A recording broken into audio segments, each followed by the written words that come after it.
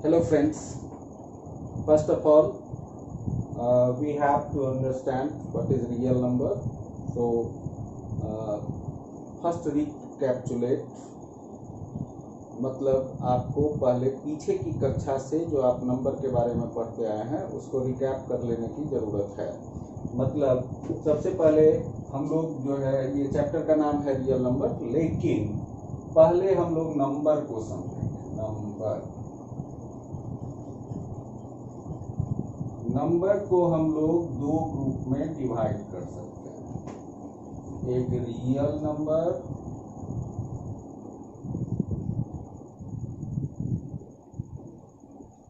और दूसरा imaginary number.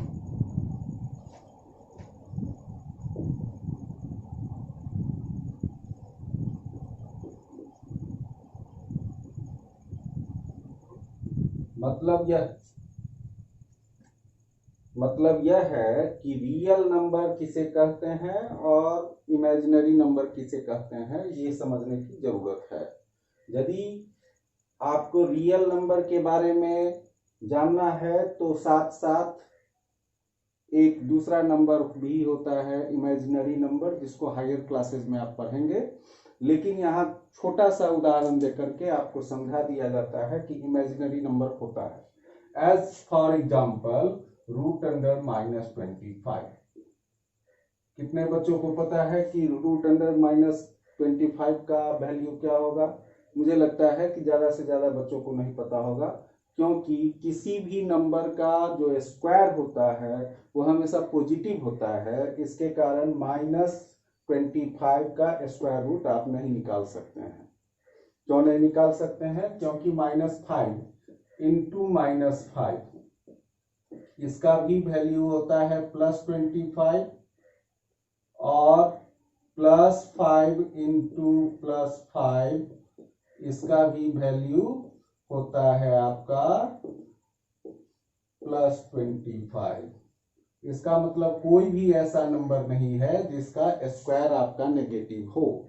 इसलिए स्क्वायर रूट ऑफ -25 जब आप निकालेंगे तो आप इसको दो पार्ट में बांट सकते हैं।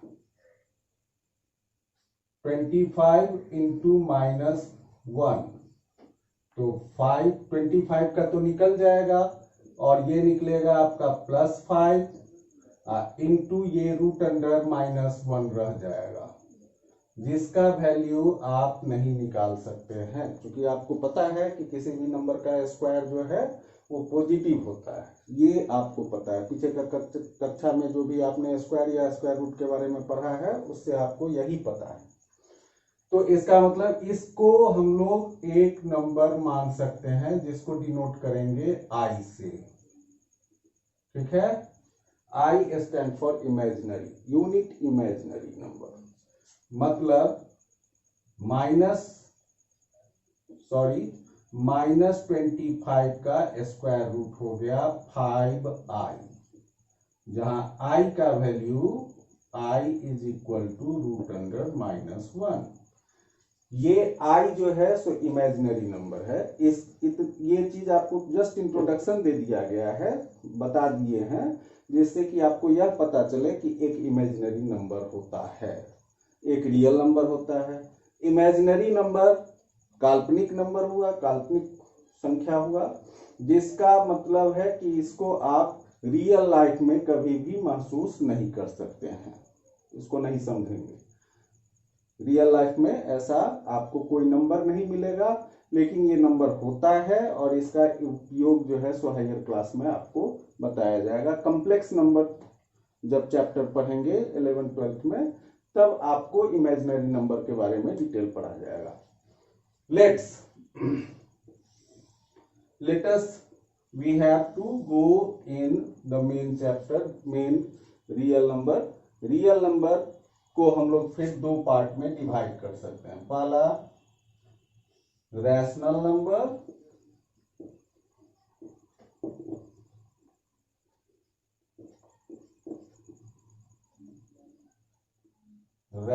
नंबर, दूसरा इरेशनल नंबर।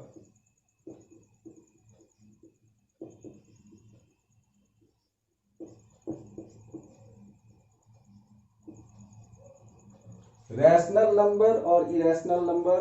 रैशनल नंबर के बारे में थोड़ा बहुत आप पीछे की कक्षा में पढ़ चुके होंगे, कक्षा 8 में, यानी क्लास 8 से आप पढ़ते आ रहे हैं रैशनल नंबर के बारे में। इरेशनल नंबर का इंट्रोडक्शन आपको 9 में मिला होगा।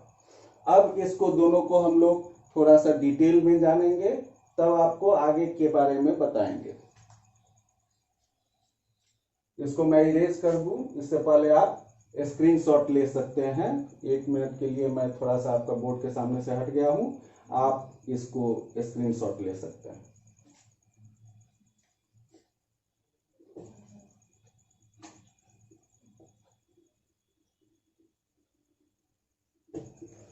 अब पहले समझेंगे हम लोग रैशनल नंबर,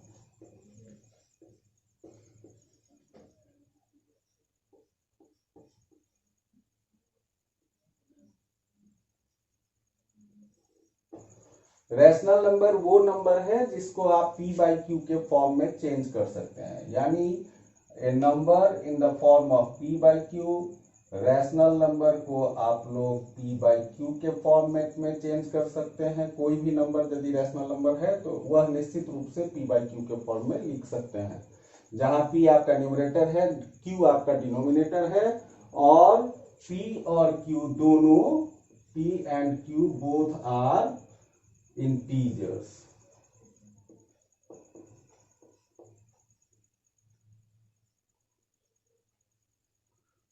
इंटीजर के बारे में आप पीछे कक्षा में पढ़े होंगे कि ये नेगेटिव और पॉजिटिव नंबर होता है नेचुरल नंबर का, यानी ये आपका 0 इंटीजर जो होता है सो -1, फिर इधर -2, -3, ये सब आप पढ़े होंगे, डॉट डॉट डॉट। और इधर +1, +2, +3, ये सारे एग्जाम्पल हैं इंटीजर्स का।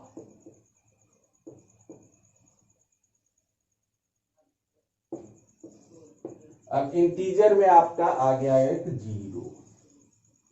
यदि 0 हम लोग डिनोमिनेटर के रूप में ले लेते हैं तो इसका मतलब हो गया कि वह रैशनल नंबर जो है वो रैशनल रहेगा नहीं, क्योंकि जब कभी भी आपका डिनोमिनेटर आपका 0 हो जाता है तो इसका मतलब यह हुआ कि वह नंबर का वैल्यू जो होगा सो अनडिफाइंड हो जाएगा।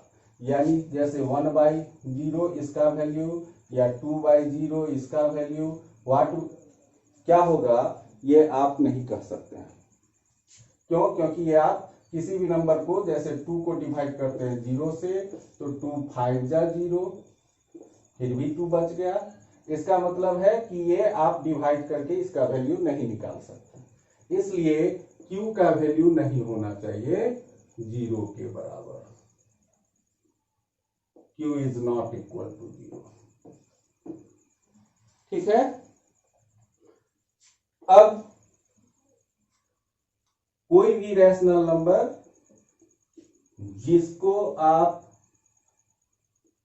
p बाई क्यू के फॉर्मेट में लिख सकते हैं, यानी every rational number can be written in the form of p by q, where p and q both are integers and q is equal to not equal to 0। अब यह समझने की बात है कि इसमें हम लोग p बाई क्यू जो है ये रैशनल नंबर है, और यदि इसका जो है हम लोग सिंपलेस्ट फॉर्म लिखेंगे तब वहां p और q को प्राइम होना चाहिए। p एंड q आर को primes,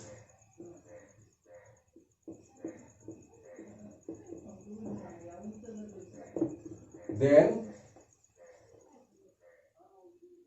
r is the simplest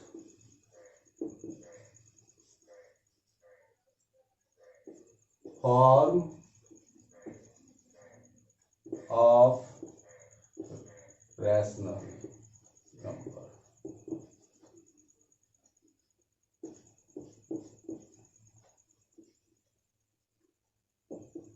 As for example,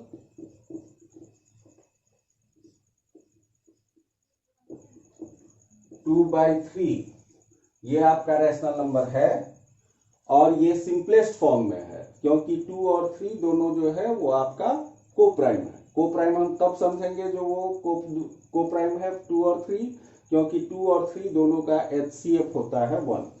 ठीक है, तो जब कभी भी न्यूमरेटर और डिनोमिनेटर इस प्रकार से हो कि उन दोनों का HCF यानी हाईएस्ट कॉमन फैक्टर 1 हो, तब हम लोग कहेंगे कि वह कोप्राइम्स है। और यदि P और Q यानी numerator and denominator both are such that they are co-primes, then the rational number is known as in the simplest form, means simplest form of rational number. अब सवाल यह उठता है कि हम लोग रैशनल नंबर तो समझ गए, इंटीजर फिर क्या है? इंटीजर जो है यह भी एक रैशनल नंबर है। क्यों रैशनल नंबर है? क्योंकि every integer can be written as in the form of P/Q। जैसे आपका -1 है तो इसको हम लोग -1/1 लिख सकते हैं, और यदि आपका +5 है तो इसको हम लोग +5/1 लिख सकते हैं। तो every integer can be written in the form of P/Q। इसका मतलब हर इंटीजर जो है वह एक रैशनल नंबर है। ठीक है, अब दूसरा हम लोग जैसे यहाँ ऊपर और नीचे नेगेटिव पॉजिटिव दोनों हो सकता है, लेकिन उस केस में जब आपका फ्रैक्शन होगा तो ऊपर और नीचे दोनों क्या होना चाहिए?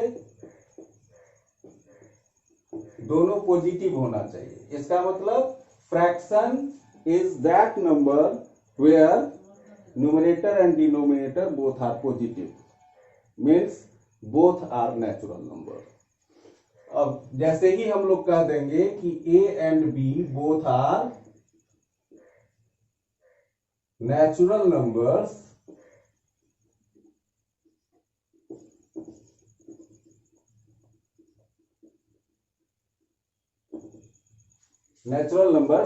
तो इसका मतलब हो जाएगा कि डिनोमिनेटर जो है सो 0 नहीं है। तो हम लोग को यहां मेंशन करने की जरूरत ही नहीं पड़ेगी कि B is not equal to 0, क्योंकि A and B both are natural numbers. It's okay. अब हम लोग ये समझेंगे कि फ्रैक्शन और रैशनल नंबर में क्या डिफरेंस है। फ्रैक्शन हमेशा पॉजिटिव होगा, यानी वह कभी भी नेगेटिव नहीं होगा, और रैशनल नंबर जो है वो नेगेटिव हो सकता है। अब दोनों में फर्क पॉजिटिव नेगेटिव का है केवल। फ्रैक्शन जो है सो रियल में हम लोग किसी भी यदि नंबर का हम लोग फ्रैक्शन लेते हैं, जैसे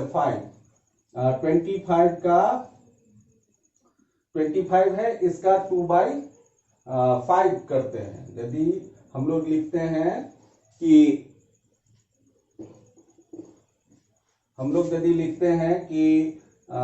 2/5 ऑफ 25, तो इसका वैल्यू हो जाएगा आपका 10। इसका मतलब यह 10 जो है सो आपका रियल में एग्जिस्ट करेगा। नेगेटिव नंबर एक्चुअल में एग्जिस्ट नहीं करता है, यह एक सेंस है जिससे यह पता चलता है कि ये होना था, लेकिन किसी कारणवश ये मौजूद नहीं है। जैसे आप कहते हैं कि हमारे पास -5 रुपया है, -5 है, तो इसका मतलब है कि 5 रुपया आपको किसी को देना है, 5 रुपीज किसी को देने हैं।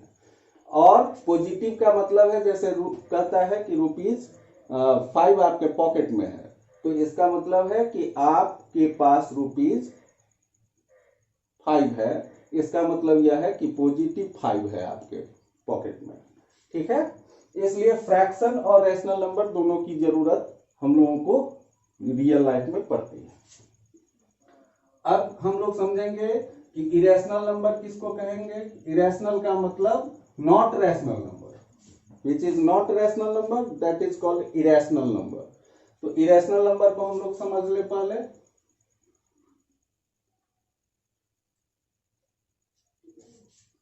मतलब रैशनल नंबर को हम लोग लिखते हैं ऐसा जिसको हम लोग P/Q के फॉर्मेट में चेंज कर सकते हैं। यानी इरेशनल नंबर वो नंबर है जिसको हम लोग इरेशनल नंबर वो नंबर है जिसको हम लोग रैशनल नंबर की तरह से नहीं लिख सकते हैं। मतलब rational number are those which can be written as p by q and irrational numbers are those which cannot be written in the form of p by q। ठीक है, तो इसका मतलब है कि irrational number is not equal to p by q। मतलब वो कि किसी भी नंबर को यदि हम लोग p by q के फॉर्मेट पर नहीं लिख सकते हैं तो उसको हम लोग कहेंगे कि वह इरेशनल नंबर है। अब सवाल यह उठता है कि किस नंबर को हम लोग समझेंगे कि वह इरेशनल है और कौन सा रैशनल नंबर है। सबसे पहले हम लोग जानेंगे डेसिमल नंबर के बारे में। आप लोग पीछे क्लास में पढ़े होंगे। डेसिमल नंबर जो होता है वह दो तरह का होता है, एक टर्मिनेटिंग होता है और एक नॉन टर्मिनेटिंग होता है। डेसिमल नंबर्स को समझ ले पहले तो ज्यादा क्लियर हो जाएगा। डेसिमल नंबर्स जैसे 2.35 ये टर्मिनेटिंग है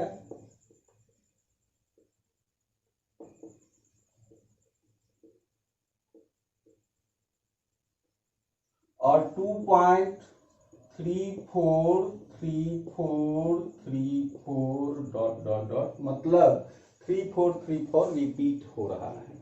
किसी भी कोई ऐसा नंबर होगा जिसको हम लोग डेसिमल में चेंज करते हैं, कोई आपका फ्रैक्शन है या कोई रैशनल नंबर है, उसको हम लोग जो है डेसिमल फॉर्म में चेंज करते हैं, डेसिमल नंबर के रूप में चेंज करते हैं। तो इस तरह का आता है जैसे 2.343434 ऐसा रिपीटिंग आता है, तो इसको हम लोग नॉन टर्मिनेटिंग कहेंगे। नॉन टर्मिनेटिंग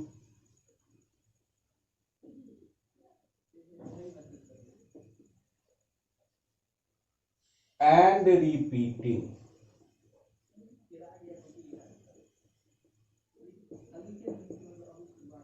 मतलब एक ग्रुप ऑफ डिजिट्स बार बार आपका डेसिमल के बाद रिपीट हो रहा है, तो इसको हम लोग कहेंगे non terminating and repeating decimal.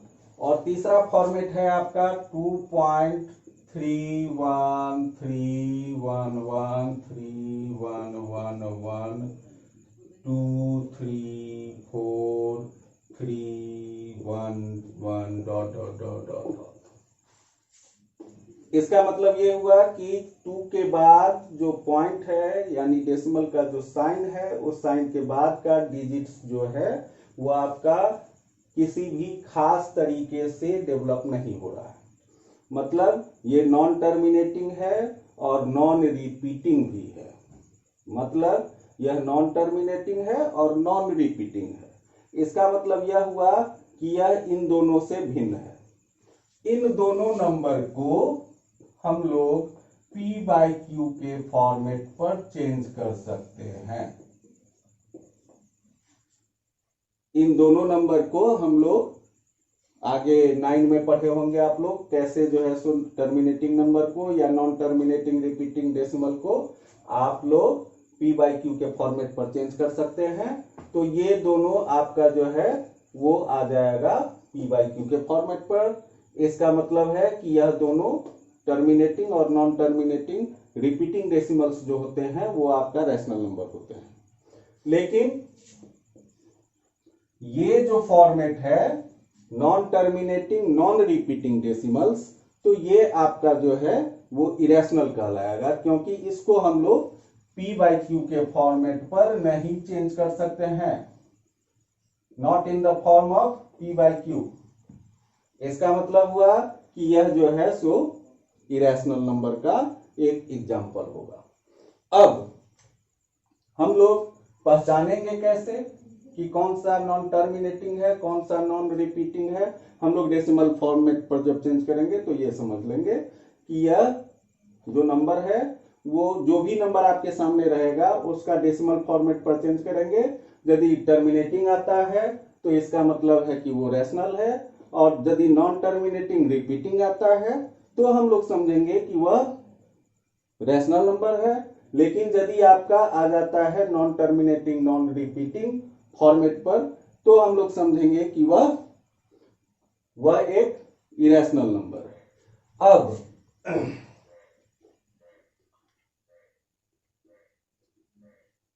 कुछ नंबर ऐसे होते हैं जिसको हम लोग देखते ही समझ सकते हैं कि वह इरेशनल नंबर है या रैशनल नंबर है।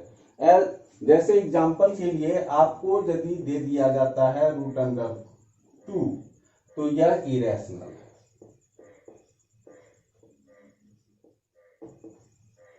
क्यों इरेशनल है?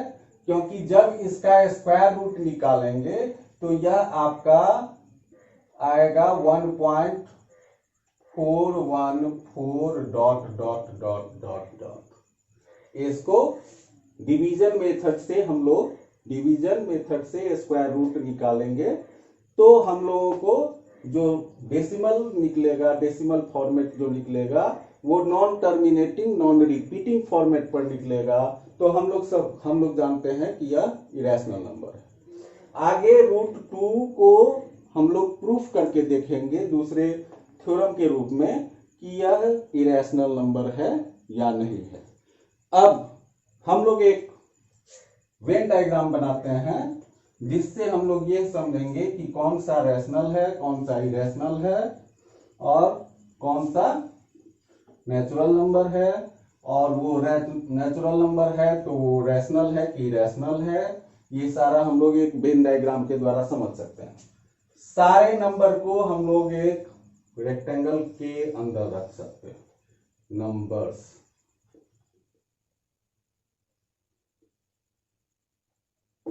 इस नंबर में आपका दो पार्ट हो गया।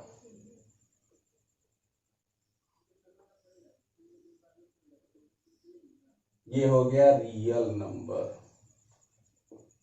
स्वाभाविक है कि इधर जो रेस्ट बच गया सो आपका इमेजिनरी हो गया। ठीक है, जो इस नंबर का जो रेक्टेंगल है उस रेक्टेंगल के अंदर आपका आ जाएगा, रेक्टेंगल के अंदर सारे नंबर्स हैं और उस नंबर में दो पार्ट हो गया, एक पार्ट हो गया रियल, दूसरा हो गया इमेजिनरी। जो रियल नहीं है सो आपका इस बॉक्स के बाहर है, इसका मतलब इमेजिनरी हो गया। अब रियल नंबर को हम लोग दो पार्ट मान सकते हैं। एक हो गया आपका रियल नंबर में रैशनल